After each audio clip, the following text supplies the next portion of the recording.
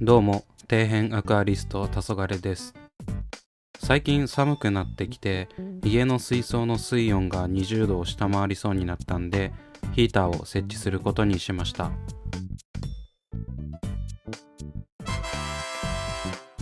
これが家にあるヒーターなんですが、無駄に多いですよね。夏場ってメルカリでヒーターが激安で出品されてるんで、安いとつい買っちゃうんですよね。逆に冬場は冷却ファンとか水槽用クーラーが安くなると思うんで狙い目ですよ。ただこれだけ多いとどの組み合わせで設置しようかなって迷うんですよね。そこで水槽用ヒーターの選び方や特性などを再度勉強して設置するヒーターを決めようと思いました。調べて改めて思ったんですが、ヒーターの電気代ってめちゃくちゃ高いですよね。夏場の水温を下げるにはいろいろ工夫が必要で頭を悩ませる方が多いと思いますが、冬はヒーターを設置してはい終わりって感じで深く考えることってあまりないと思うんですよ。でもよくよく見てみると電気代はバカみたいに食ってるんですよね。よく言われるのはヒーター1台で月1000円みたいな。6個も設置してたらそれだけで軽く6000円になる計算ですね。どうすれば電気代を節約できるか調べたら、お風呂の残り湯を水替えの時に使えば節約になるとかいうめちゃくちゃ適当で頭おかしいネットの記事があって頭にきたんで、自分なりに考えた電気代節約の方法やヒーターのことについて動画にしようと思った次第です。ヒーターの電気代や使い方なんて誰でも知ってるし、他の方が詳しく動画で説明されてあるとは思うんですが、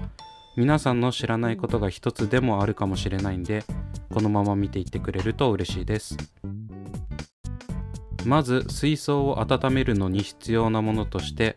加熱するためのヒーター、一定の温度に調整するサーモスタットがあります。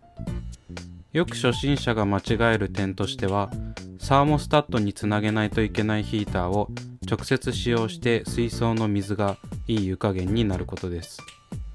パッと見どれも見分けがつきにくいので、必ずサーモスタットが必要かどうか確認してください。またサーモスタットには上限のワット数があるので、それ以上のワット数のヒーターはつけないようにしましょう。だいたい300ワットまでのサーモスタットが多いので、90センチ水槽まではカバーできると思います。ではどんな種類のヒーターがあるのかおさらいしていきましょう。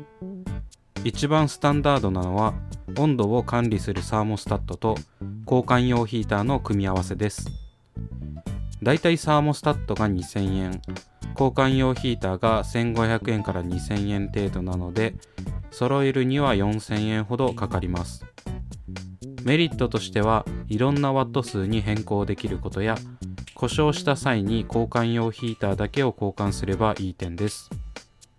デメリットとしては個別に購入しないといけないので値段が高くなる傾向にあることです。もう一つはサーモスタットとヒーターが一体型になっている製品です。値段はだいたい3000円から4000円と、正直サーモスタットと交換用ヒーターのセットとあまり大差ありません。メリットとしては配線がごちゃごちゃせずすっきりするところ。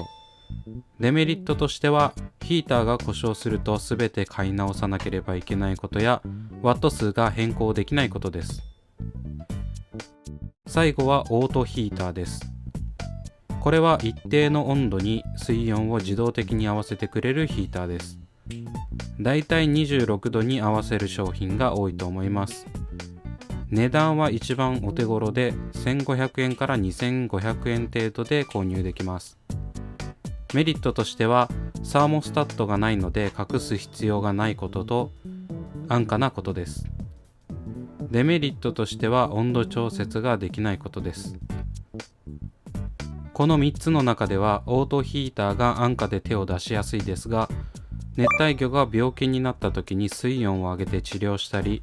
生態に合わせて調整ができないので長い目で見るとやはり温度調整ができるヒーターを購入した方が後悔しないと思います。また購入する際に注意してほしいのはヒーターの色と長さ、設置向きの自由度です。経験上白いヒーターは結構目立ちます。そして長いヒーターは目立つし隠せないです。僕は短くて黒いヒーターをおすすめします。あとは縦置きできるヒーターかどうかの確認です。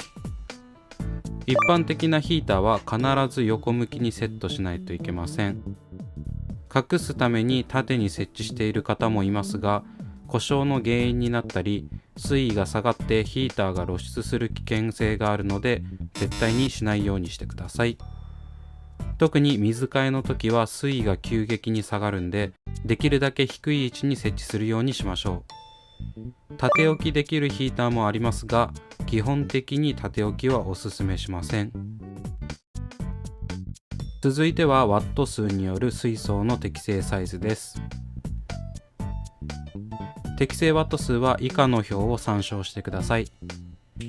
30センチキューブ水槽などは水量が多くなるので、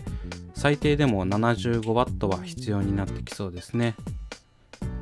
ワット数が足りないと室温にもよりますが、加熱が追いつかず一日中稼働しっぱなしなのに水が冷え続けるという金食いモードに突入します。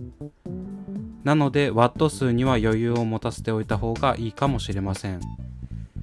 出力が高い分にはサーモスタットで温度調整されるので問題なく使用できます。じゃあ極端な話、30センチ水槽に500ワットのヒーターも使えるのかというところですが、使えないことはないと思います。ただあまりおすすめはできません。サーモスタットの性質上、1度単位での調整しかできないので、設定温度より1度下がったらヒーターが稼働し、1度上昇させるような仕組みになっています。ワット数がすごく高いヒーターを使用すると、急激に1度上昇し、また1度下がったら急激に1度上がるというジェットコースターみたいなことになります。1度上がるスピードが速ければ速いほど、それだけ水温の変化が急激になり、生態にダメージが加わるので、設定温度まで上げ切りつつ、できるだけ緩やかに水温が上がる適正ワット数のヒーターが必要なわけですね。最後は電気代についてです。150ワットのヒーターを1日つけていると、だいたい100円ぐらいになるみたいです。ただヒーターも1日中ついているわけではないので、半日の12時間稼働していると考えると、150ワットで50円程度になると思います。ということは60センチ水槽1台で月1500円の電気代がかかるわけですね。じゃあヒーターのワット数下げればいいじゃんと思うかもしれませんが、僕はあんまり変わらないと思います。ワット数が倍になれば電気代も倍になりますが、温度上昇の速度も倍になると思うので、稼働時間は多分2分の1になるはずです。過去要検証。水温の上昇は同じ出力であれば、沸騰するまで直線的に上がっていくので、設定温度まで持っていけるワット数であれば、どのワット数でも電気代の差はないように思います。なので水槽の数が増えれば増えるほど、どうしても電気代がかかってきます。ではどうすれば電気代を節約できるのかというところですよね。簡単に言えば、当たり前ですがヒーターの稼働時間を短くすることです。いろいろ方法はあると思いますが、一つは保温能力を上げることです。水槽に断熱材を巻いたり、蓋を閉めたりすることで多少は節約できると思います。ただ断熱材を水槽に巻いたら、それだけで鑑賞価値がぐっと下がるんで、自分的には選択肢としてはなしですね。断熱材を使用するなら外部フィルターに巻くくらいが限界な気がします。じゃあ結局どうすりゃいいのって話になるんですが、結論を言いますと、室温と水温を近づけると電気代の節約になります。水温の上昇は加熱した場合、時間と比例して上がりますが、水温が下がるのは一定ではありません。お湯を室内に放置していると最初は急激に温度が下がるんですが、室温に近づくにつれて変化が緩やかになります。なので室温と水温の差が狭くなればなるほど冷めるまでの時間が長くなる、イコールヒーターの稼働時間が短くなるわけです。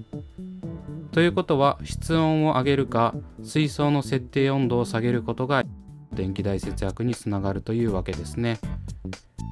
自分的に最強なのはエアコンとヒーターの併用です。自分の場合は一室に全ての水槽をまとめているので、部屋ごと温度管理した方が楽なんですよね。夏場もエアコンと冷却ファンが最強だという結論に達しました。24時間つけっぱなしで水温26度を目標にしていましたが、電気代が1万を超える月はありませんでした。なので一部屋にいっぱい水槽を置いている人は水温より低くエアコンを設定して足りない分はヒーターで加温するのが一番だと思います。ではエアコン使えないし断熱材も巻けないし蓋も閉めれない場合はどうするのかというと、設定温度を下げればいいです。人によって水温の適正温度は違うと思いますが、だいたい22度から28度であれば問題なく水草や生態を育成できるというのが相違だと思います。